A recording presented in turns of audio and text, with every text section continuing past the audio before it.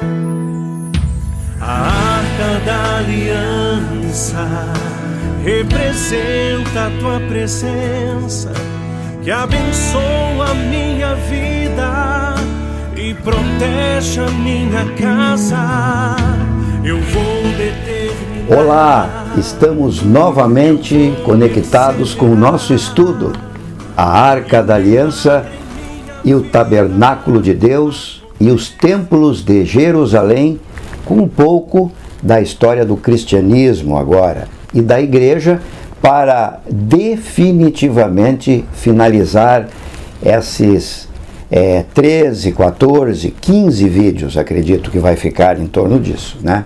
Mas vamos lá, vamos recuperar um pouco o que eu disse no final do vídeo anterior. Você se recorda?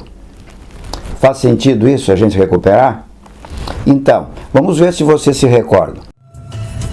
O imperador Constantino se converteu ao cristianismo e transformou o cristianismo na religião oficial do seu reino, do Império Romano.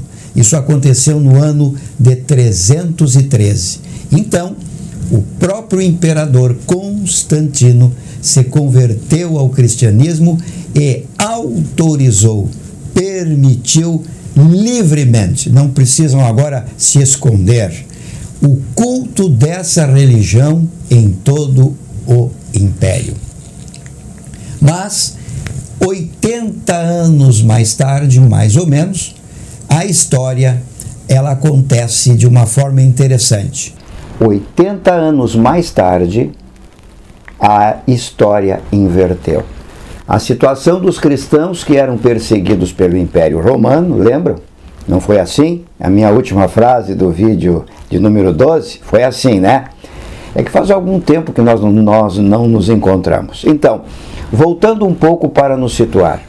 No ano de 391 depois de Cristo, o cristianismo se tornou a religião oficial de Roma. Mas a partir do momento em que o Império resolveu tornar a religião cristã oficial para os romanos. E também todos os povos por eles dominados no século IV. A igreja cristã, então, ela começou a ganhar força como uma instituição poderosa.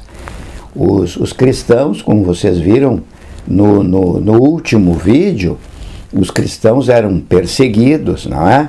Eram mortos. Apareceu o Coliseu de Roma, no qual eu conheci, eu e a minha esposa conhecemos, está lá até hoje.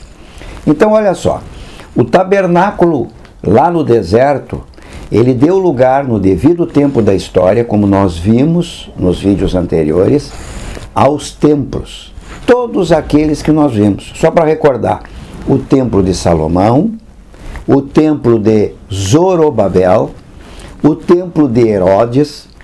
O templo foi o lugar da residência divina, a casa que Deus escolheu para morar, depois de ter ordenado a sua construção, não é?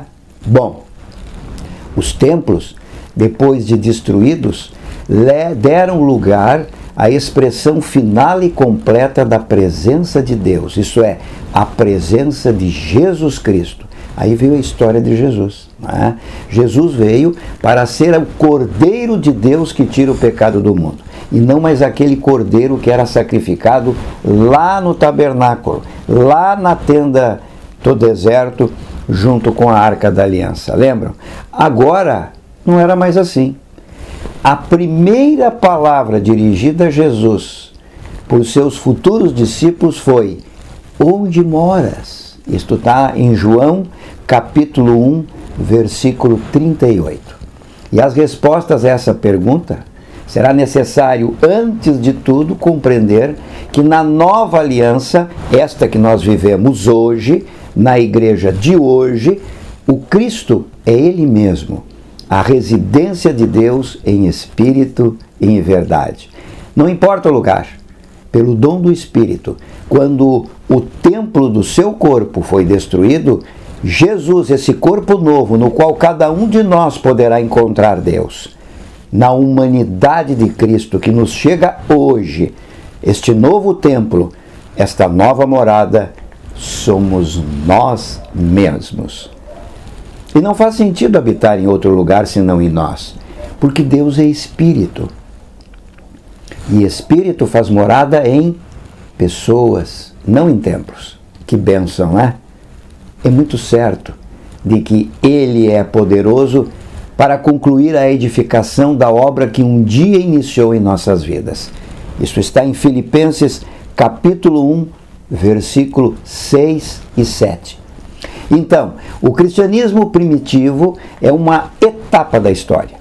Os primeiros cristãos, como foi falado, como foi mencionado nos primeiros capítulos dos Atos dos Apóstolos, ou eram judeus ou eram gentios, ou seja, pagãos, convertidos ao judaísmo, conhecidos pelos historiadores como judeus cristãos. Então, até o final do século I, o cristianismo começou a ser reconhecido como uma religião separada do judaísmo rabínico, né? E por aí segue a história do cristianismo no mundo, que se junta com a história do catolicismo, porque não havia outra religião.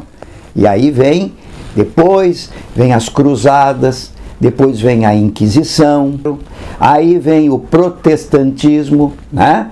Que deu lugar hoje à igreja protestante, e pulando bem para frente chegamos à igreja moderna, que não é o foco aqui, falar da história da igreja.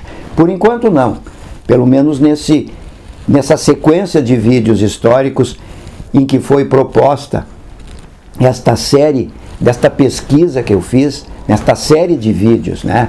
A história da igreja no mundo vai ficar para uma outra oportunidade.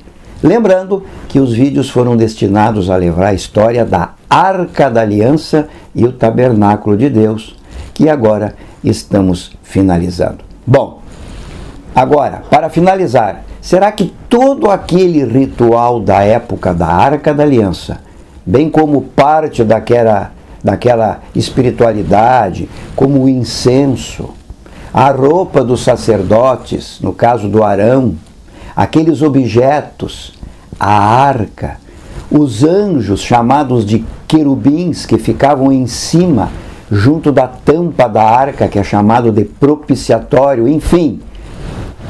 Vem a pergunta: será que nos dias de hoje, por parte das igrejas cristãs que existem hoje, será que podemos encontrar, frequentando essas igrejas cristãs, algum resquício, algum fragmento dessa espiritualidade da antiga aliança no Antigo Testamento, nos seus ritos, nas suas pregações? Será que podemos encontrar alguma situação que nos possa fazer assim lembrar do tabernáculo dos tempos da arca? Agora sim, no último vídeo, ou no penúltimo vídeo, vamos ver isso. A Arca da Aliança e o Tabernáculo de Deus, finalizando. Nos encontramos lá, ou ali, daqui a pouco. Quem sabe? Shalom.